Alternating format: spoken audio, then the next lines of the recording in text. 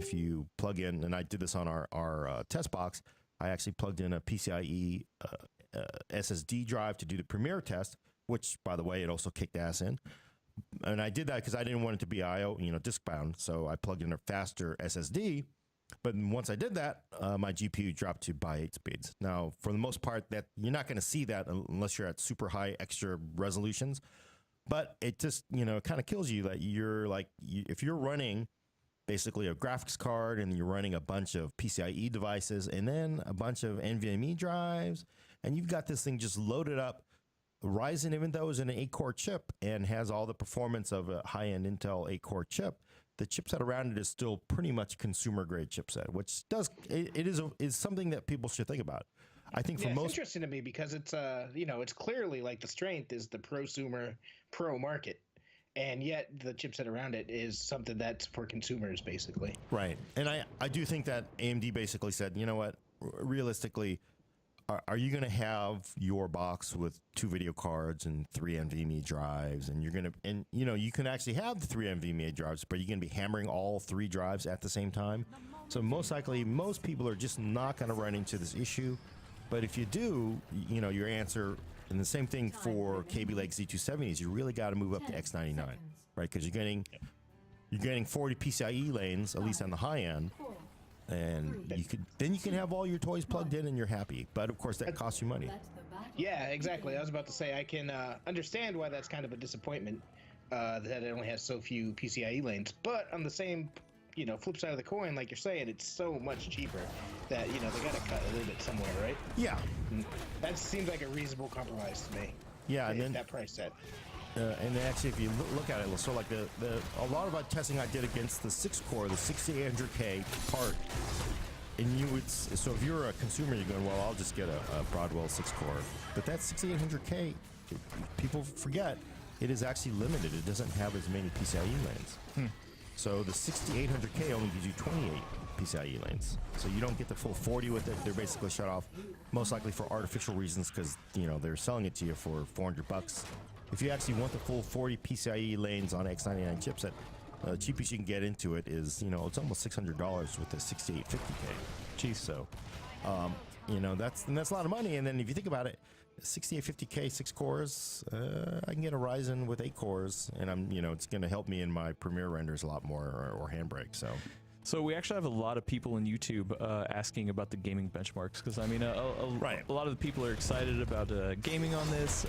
We got what's his name? Sorry, the type is here real small. Juho is asking, did you check out the clocks during gaming benchmarks? How did you check out the clocks? Yeah, just kind of go over.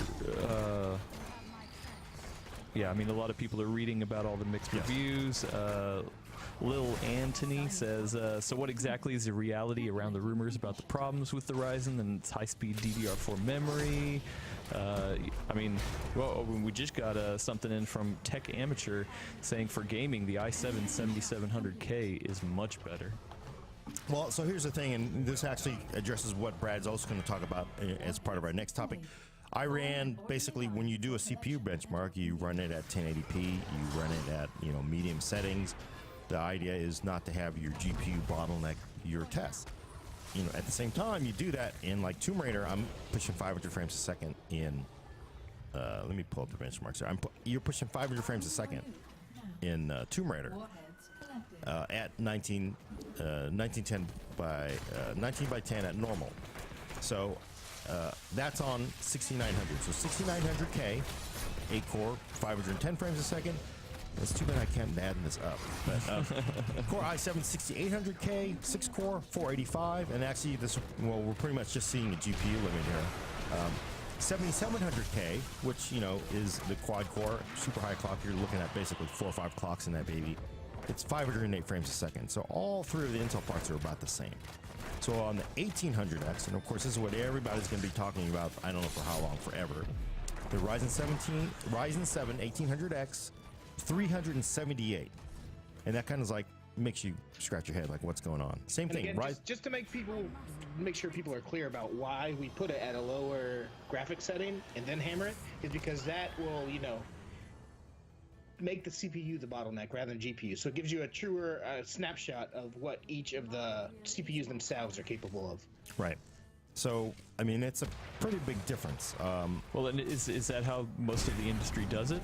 You know, how is this something we've stuck with and other people aren't doing? I mean, what's the consensus out there? This is how most people have reviewed CPUs for at least the last 15 years. You don't want this to be a GPU test. If I were to crank it up to 4K on the 1080 that I use in all my test systems, at that point, it's just pretty much the video card. So again, let me look. Here's Rise of the Tomb Raider, updated, some more graphically intense, 19 by 10 medium. The Intel boxes, pretty much 6900K 164, 6800K 158, 7700K 160, right? Pretty much just dead even, right? Because then we get to Ryzen 7 1800X, 122 frames a second. Ryzen 7 1700, a little lower clock, 119. So it's a pretty big disparity, and honestly, so you're obviously talking about the thing that everybody's been talking about. I will say all the reviewers have been confused by this too. I've been going back and forth with AMD. I've updated the BIOS. I don't know, frankly. I just do not know what is going on. I've talked to a lot of people inside the industry, different places to try to figure out what's going on. No one really knows what exactly is going on. I also did try it with higher speed memory. On all my tests, I ran all the boxes at 32 gigs, all the DIMM slots fully loaded at JEDEC speeds, so 2133. So I always say, well, maybe it's just, you got to run higher clocks. And I will say, you run the clock speeds up on the RAM, it gets closer. But, so at DDR4 2933, Ryzen gets a nice bump. But you know what? KB Lake gets an even bigger bump. So it's not just memory bandwidth here. And I honestly don't exactly know what is going on here. AMD actually last night, and again, this is like, look, the reviews came out this morning. Last night, AMD sent out a statement saying, hey, you know what? We understand there's these issues. You play it at regular game settings. Let me make this clear to everybody. You play it at regular game settings. If you're 1910. Brad is going to talk about this. We're going to say Brad. He's got to put on his bestest clothes because people are going to bar him. You play your games at resolutions you would. I'm not going to buy a $500 1800X with a 1080 card and play at 1910 medium or normal settings. I will be playing at 25 by 16, 25 by 14, very high and ultra settings. At that point, it's pretty much a GPU is your bottleneck, and Ryzen to all the Core i7s is pretty much dead even. But Gordon, most people still have 19 by 19 by 1080 panels. Of gamers. Yeah. Right, the overwhelming majority. But I mean, and of course that gets into like, would you really have a 1080 card to be playing at 19 by 10? Or you really shouldn't be. At that point, you should have a faster monitor. Overkill. But let me say so again at the game settings and the resolutions you would be playing at, it's not that bad. It's pretty much a GPU is holding you back. It's not the CPU. But AMD last night basically sent out a statement saying, hey, look, we know people are seeing these problems at low game settings, low resolutions on a lot of games. Here are some games where it's actually fine. But we think, AMD thinks, a lot of this is optimization. And they're basically saying, we've been so out of the game, so we've been out of this game for such a long time. Developers basically develop for two platforms. They develop for Intel and Intel, right? So they develop for Haswell E, Sandy Bridge, Ivy Bridge, Haswell, Skylake, right? I mean, if you're a developer, are you going to go like, oh yeah, I need to optimize for FX? It's like, no. Who cares, right? AMD is irrelevant. Well, now they're basically saying Ryzen is a relevant CPU, and what they're saying is you're seeing the problems of us being absent from this market, and developers are now saying, hey, yeah, we're going to develop for it. Things will get better, AMD saying. So AMD saying it's going to get better. So are there any games that you tested where you didn't see this, where maybe they are optimized for AMD? I did not. I did Rise of the Tomb Raider. I did because you guys always do the same games, right? So that there's a even baseline. And I also did Rainbow Six, and Rainbow Six actually was a little bit closer, but again, Intel boxes are basically 270s for the 7700K, 6900K, 1800X, 229, right? And then, again, that's a 19 by 10 medium, so not great. But you run artificial benchmarks, 3D Mark, I also did a Civ AI test, which tests how long it takes for you to move in between tests. And that's not a graphics test. That's really just sort of like, running through game physics or whatever. And that pretty much, it's on par. There's no difference between a Ryzen and any of the Intel parts. FX is slow, but that's it. But, not a surprise. Did I hop in here yet? Yeah, let's do it. I hop in here yet? Yeah, I'm going to disagree with some of the verbiage and statements you've been making, actually. All right, go. Because you've been saying this is happening at low resolution. Right. Which, like I said, AMD used the same verbiage. I disagree with it. It's not low resolution at 1080p. That's standard resolution. That's what everybody's playing, or the vast majority of people are playing with. Yeah, low set. For me, it's low game setting. Yes. His normal is way too low. Yes. And he must not play Counter-Strike. And, I'm also going to go with, yes, you probably wouldn't pair mainstream class graphics card with the $500 1800X, but I think you very well could with the $329 1700X. Right. So 1700. I think it's still valid. Yeah, 1700. Pardon me. Yeah. So Brad is going to bring this up, and if you go to the site, you can read Brad. He basically built. Should we just move on to the next topic? Yeah, sure. Brad basically built a Ryzen 1700 with a low-end card, right? Or entry-level card. I built two different machines, actually. First, because I got my kit in really late, like right close to the weekend, and you already handled comprehensive reviews. So I'm like, hey, what can I do that'd be useful and fun? So I did two different builds. I did one, this is now that AMD finally has a top-end processor again. I did, hey, let's pair that with the Fury X. Now that AMD, we can finally build an enthusiast class high-end PC with that. So I have a liquid-cooled, fire-breathing, Fury X and 1800X PC designed for these higher resolutions, 1400, 4K, so on and so forth. And I also built a 1700 Ryzen 7 1700, the $329 chip, and I paired that with the RX 480, which is, AMD's top-of-the-line Polaris card, the best mainstream card you could get. Is that 200 or 250? I can't remember. MSRP changes. Now you can get them for the 4 gigabyte for just under 200. You can get the 8 gigabyte for just over 200. Did you use the 4 gig or the 8 gig card? 8 gig. Okay. 8 gig. And the results were wildly different. So Intel won. Yes. Intel won on the cheap one. Intel won on the cheap one. As people who watch the show probably know, I've been personally waiting for Ryzen myself because I've been looking to build a PC. And Ryzen was coming so close, I'm like, hey, let's wait. Let's see what it can do and compare it to what Intel has.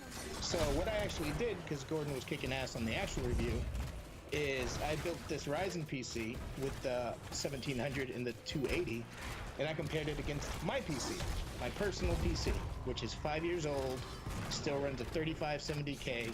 I use the same RX 480 inside of it. This one right here, actually. Nice. And the Ryzen chip got smoked. Huh. Smoked at 1080p. I only was able to run a handful of games because I got this review kit very, very late. But in the Division and Far Cry Primal, it was a massive difference between the 1700 and the 3570K, which was overclocked. But since I was using this as a real-world kind of test rather than apples-to-apples test, Gordon did the test where you match up all the RAM speed, you do whatnot. I was testing, hey, will this Ryzen PC, is it worth an upgrade from this existing 5-year-old gaming rig? So I left it overclocked, and it just utterly smoked the 1700. So Division. And Brad is, of course, he was not using low resolution or low game settings. He was actually using high end. So like Division. Okay. So Division, you got. I'm looking at 3570K at 1440p, very popular resolution. A 3570K, Core i5, an ancient CPU at this point, was getting 51 frames a second. And Ryzen 1700, 44 frames a second. Like I said, the i5 is overclocked. But it's 5 years old. Yeah, so. You would overclock at this point. You don't care about it. You're trying to kill it. But this is a matter of single core performance versus multi-core, right? I mean, in most games are still pegging single core, so that's why you would see it. Yeah, I mean, complicated, but it's and actually that is the one thing. So like in my test, I use ashes. Let me find my numbers here. So I actually used the Ashes of Singularity. You know, it's everybody's favorite DirectX 12 tech demo. That's actually a game that you can buy. It's an awesome looking game. So, and my numbers are also off. So I did the CPU focus, which is where they take the game and they throw just a crap load of objects on the screen to increase draw calls. And Ryzen was 32 frames a second for 1800X, 30 frames a second for 1700, and 6900K with 8 cores, you know, $1,100, 48 frames a second, right? 7700K was 38 frames a second. So definitely the greater cores on the Intel part, and whatever is going on, it's higher speed. But again, this is on Ashes of Singularity, and yesterday we also got statements from Oxide through AMD, basically saying, hey, you know, Ashes of Singularity, it's a great DirectX 12 benchmark. We're still working on it on Ryzen. So they think, and basically the guys who make this game says, we're optimizing, you know, we're just getting the parts now, but we think there's incredible amount of performance that will come from it. And another interesting tidbit, I knew you were doing the CPU test, so I actually used Ashes of the Singularity as well in my tests. I used the GPU focused because that's much more representative of the actual game itself. So I used that, and that was actually the one win that the Ryzen 1700 got versus the 3570K. And fairly significantly, too. Yeah, I'm looking by a at lot. the numbers. So The 3570K, you know, won by just a little bit in DirectX 11, but once you flipped on DirectX 12, the Ryzen system whomped it. yeah, so 10%. Brad, yeah,